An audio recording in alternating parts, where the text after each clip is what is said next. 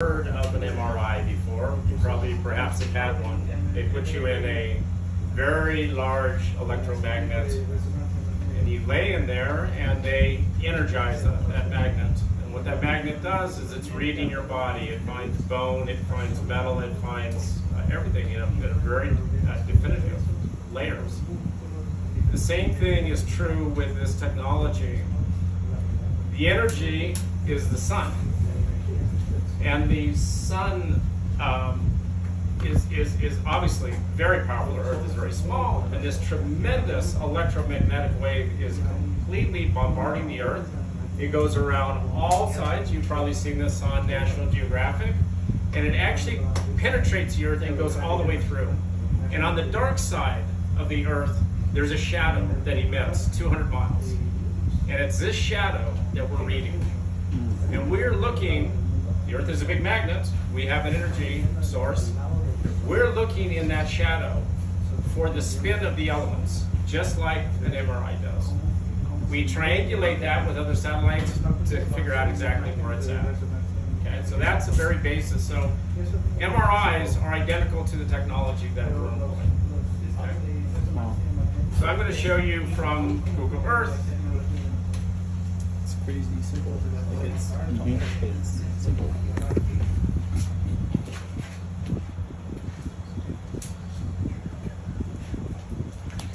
So this is the target that we refined this target 12 years ago. We had a team that did a flight over this area, and we were looking at gamma waves. We found a very large gamma wave over this. There's actually several gamma waves in the area.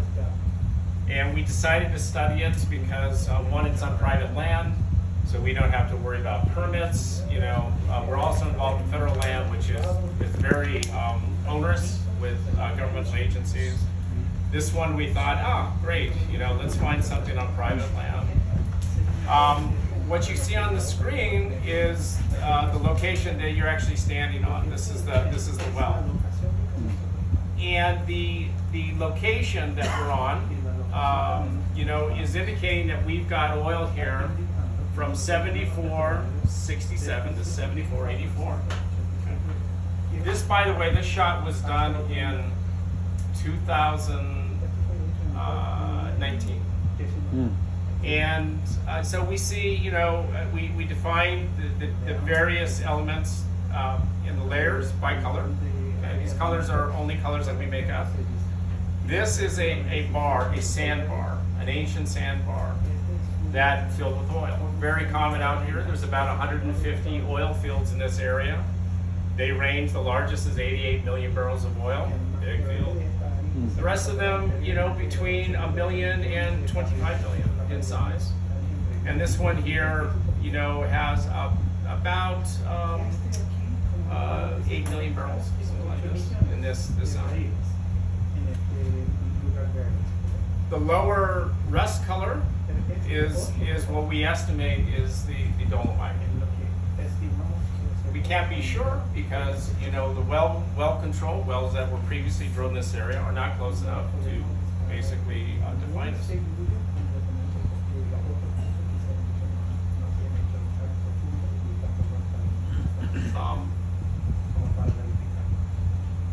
I think I told you that previously the technology, we were in the Gulf of Mexico. This is an image of the Gulf of Mexico.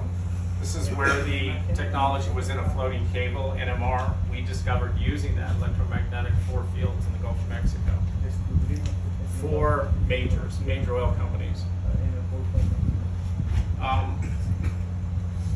The log that we actually drilled on this location, and by the way, we started April 1st here, just to put this into perspective.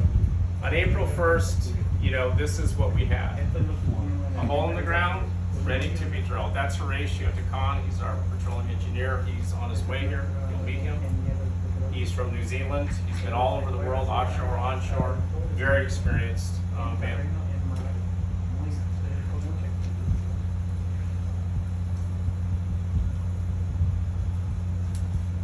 This is the prognosis that I put together prior to drilling. we put this together based on well control. We look at wells north, south, east, west around us. We find out where they intercepted the zones. And of course, we correlate that with what our technology is saying. And you can see 7467, 7486 on this. And these are the Niobrara, all the sandstones. These are all the formations that we drilled through down to the 7467. And again, the one we're interested in here, it could be the Atoka. Based on well control, it should be Atoka, but based upon everything else we know, we think that it's a dolomite because it's so deep. When you go this deep, you go through all the sandstones and shales, and then you get down to the basement. And the basement of this area is dolomite. Just so you know, dolomite as a formation is the largest producing formation in the world. The biggest fields that you may have heard about, Ghawar, Saudi Arabia, is perhaps the largest that people are familiar with. It's 197 billion barrels of oil. Now, that field was discovered in 1954. And when the geologists who had been drilling all over the United States went to Saudi Arabia for the first time, they were invited, they saw these tremendous anticlines. It was 160 miles long. And they said, it's too big, can't be. I mean, it's just too big. And it wasn't too big. They drilled that. And those wells came in at 50,000 barrels a day. So everything that I'm telling you is based on dolomite. We don't know this is dolomite until we drill it. So as I said, that story could get better because the average dolomites in the United States and around produce thousands of barrels a day. You don't have to frack them. They are regular. The very nature of the calcium, magnesium, when they come together, they produce almost petals like a flower. And they have infinite porosity, infinite permeability. They have 100% recovery, which means you're going to get all the oil out of that formation. Sandstones, you get an average of 25%.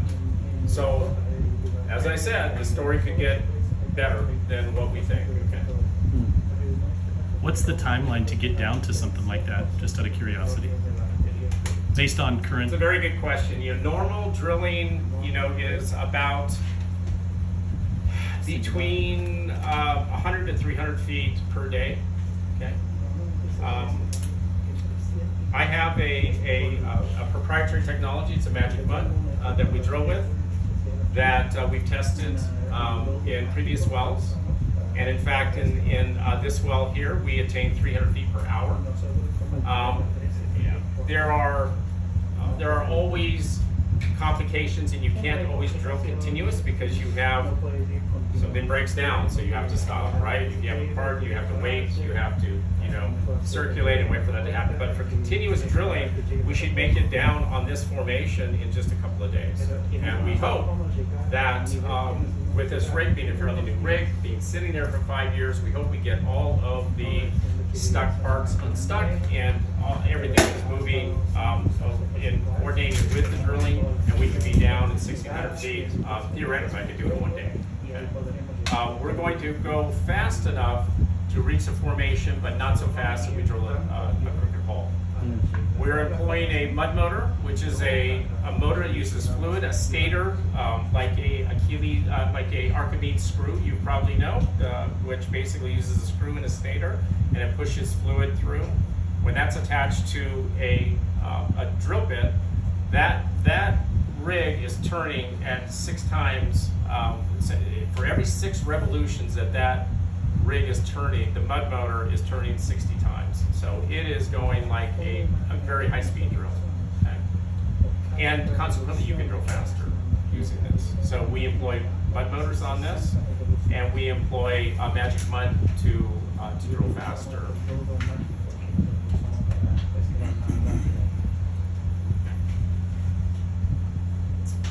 The log in this case I want to show you because you can see the date here is June 3rd of 2022. This was logged by Midwest Wireline. They actually logged this, they had to log it 3 times because we could not get the logging tool down. We had shales and we had a freshwater zone and it was swelling, and so although the tool is only a 3-inch tool, you got an 8-inch hole, it literally wouldn't go down. You can't force them down, it's on a cable, but they weigh 20,000 pounds and they should, go down, but it didn't. So we had to do it 3 times. This is the 3rd run. We could not get to the bottom, our key zone, which was the 7467. You can see this is the portion of log. This is oil. There's 7450. There's 7467 is right here. Okay? And this is the oil deposit that we hit. We also hit, and I projected in the Niobrara because I mapped this area and we could see faults. We know where there is. Niobrara is a shale, it's like a cracker, and when you compress it, it fractures all the way through. We had about 110 feet of gas in the Niobrara. Now, one thing about the Niobrara is Niobrara doesn't have gas. It's only an oil formation. It normally has no water, by the way. And so we know that the gas is migrating from below. It's charged that through the fractures. And because it has porosity and permeability, it's been fractured, it's filled up with gas. And it had a lot of gas. I mean, everybody extinguished their cigarettes, and we don't allow smoke on the rig, but even far away, that wave can go and you could start a fire. But you could smell gas all the way around the rig. And so we know we've got oil here, and we probably have enough oil in this one zone alone. If we were to stop today, run casing, and complete it here, it would be a small well, probably 10 to maybe 18 barrels a day. But if you do that on a continuous basis, you have about a year, 2 years payout. The average on oil and gas is 3 years payout. We're looking for something so big that we get immediate payout, fast payout, lots of production.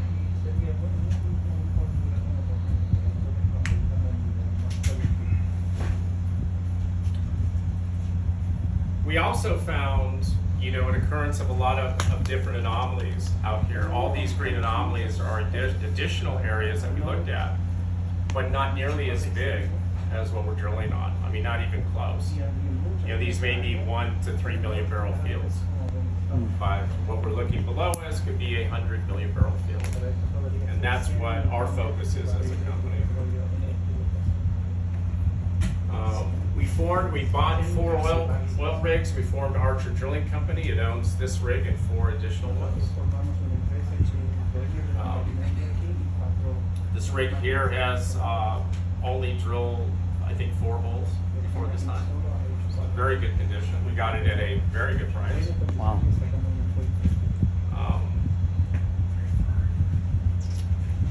I will just briefly discuss some of the technologies that. Well, let me go to this one because I think you'll find it interesting and compelling. We mapped the water here, as Ronnie had said, and the area of the water is in blue, and the rust coming through is areas where the water is not. Okay? So we were originally going to drill right here, okay? Right where it says oil 74. That's where our location was. But I moved it down here because I didn't want that into the water zone. I didn't want the incursion of water while we're drilling. But I wanted a water well close enough that we don't have to go for miles to get water, because water is very expensive to ship, to move. It's heavy, and so I picked the water just south of the 19 to 273 feet of water. And Gene is the best witness because he was there when he drilled it. The water well driller didn't think there was any water here. He said there's no water here. He was feeding water to it the entire time. And even Gene said to me, I'm not sure, James, there's any water here, because the guy said there's no water. I said, Gene, just tell him, leave that well and put a pump in. He says, you sure? That's going to be like $4,000 for that pump. I said, put a pump in the ground, let's pump it, let's see what happens. And Gene said, it's unbelievable. We filled that pit in like 3 days, continued, never pumped down. Very beautiful water, exactly 40 feet difference, but we moved from where the water, where the pinpoint by the satellite says, we moved closer to the rig because I didn't want to be 800 feet from it. So it worked out perfectly. We've got as much water as we'll ever need to drill it, and of course we have, the oil and the resource below, we believe.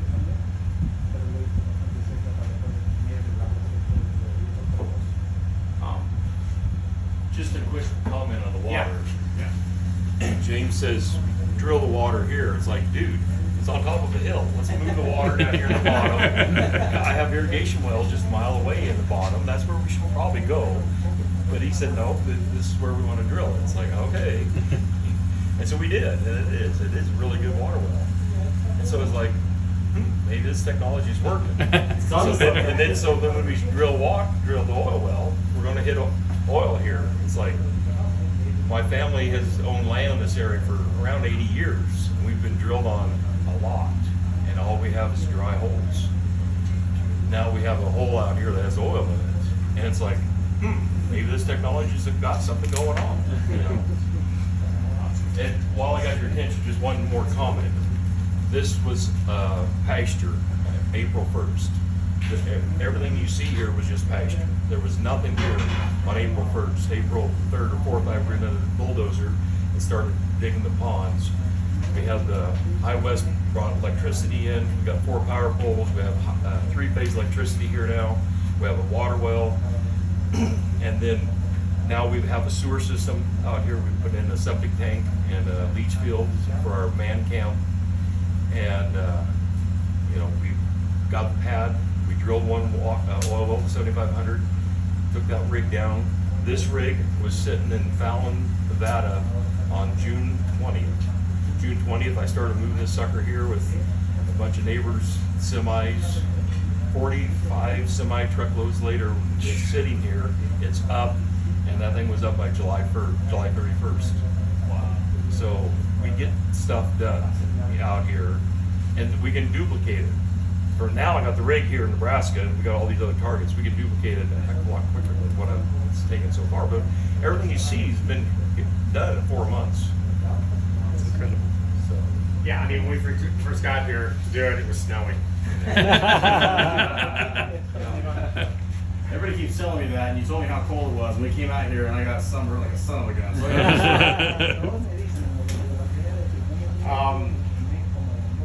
one of the technologies that we control is a oil cleaning technology. And I want to talk about that for a minute because the whole industry has now gone to solar because they want clean energy. We have a technology that can take oil that looks like this. This is very contaminated oil. And we can turn that into this.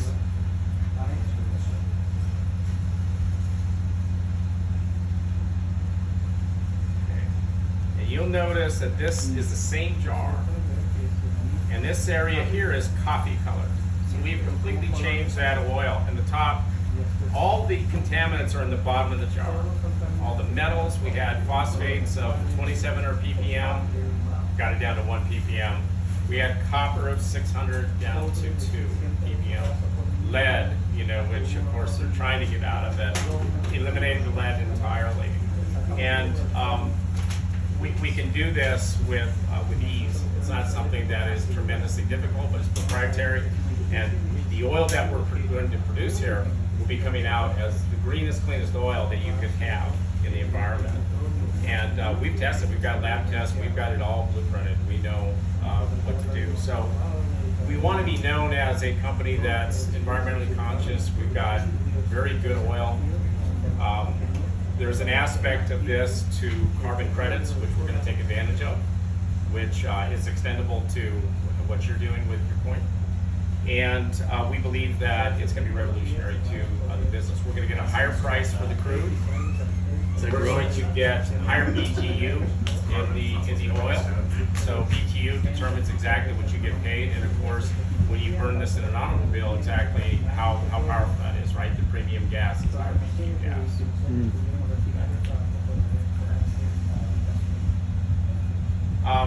We found the largest metal deposit in North America. This is a giant pipe. It's a bulkhead. You've probably seen on National Geographic the smokers in the bottom of the ocean. There's millions of them. Mm-hmm. What's happened over time? Pangea was one nation, and then it broke up over time. It went over these pipes. When those plates go over these pipes emit methane gas. Methane gas, the earth is filled with methane gas. And the chemistry behind this is that these smugglers are coming up, they hit the base of the crust. The base of the crust has a mineral called serpentinite. Serpentinite is a mineral related to the asbestos family.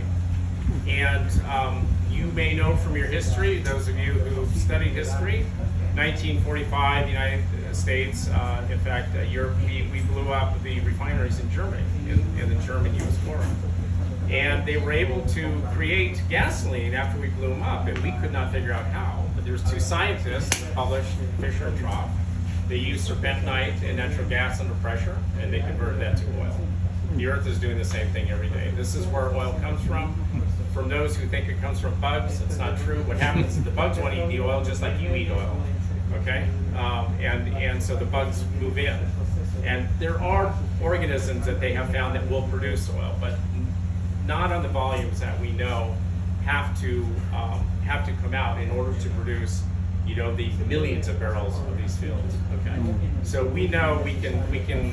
First of all, we have definitive proof in this pipe here because we have identified the largest oil target in North America. I'll show you that. By the way, this whole blue section here is platinum. These are 20-acre claims. This is rhodium.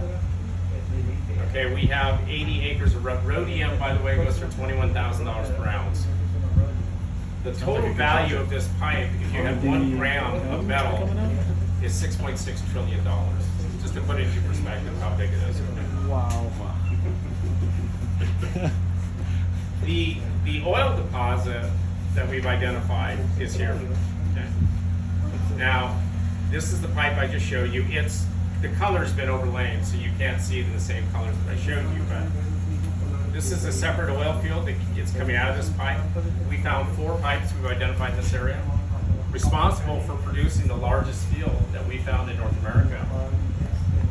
The violet area here is 1,000 feet thick, 12,789 to 13,354 is natural gas.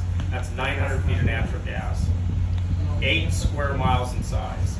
Is this here? To put that into perspective, that is twice the size of the Bahrain field in the Middle East.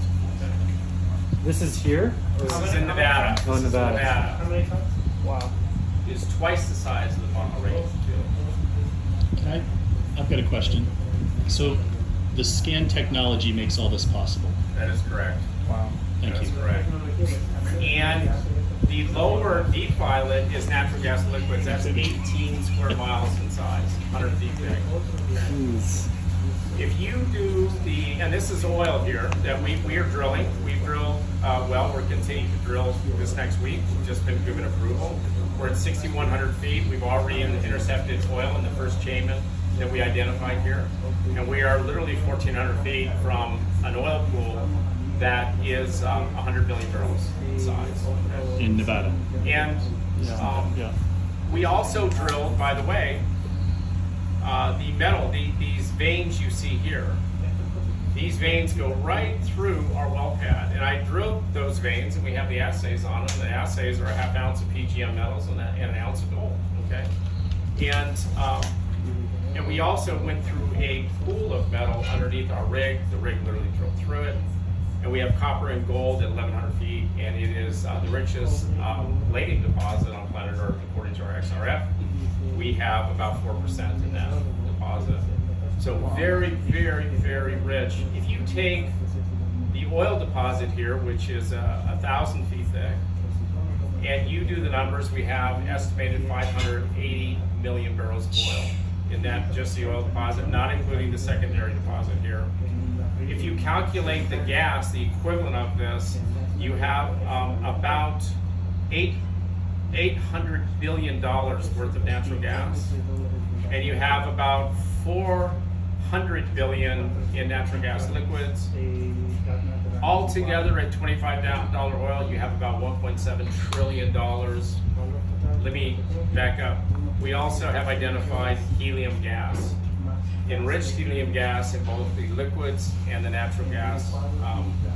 And when you take that into account, you get about 800 billion more. Okay?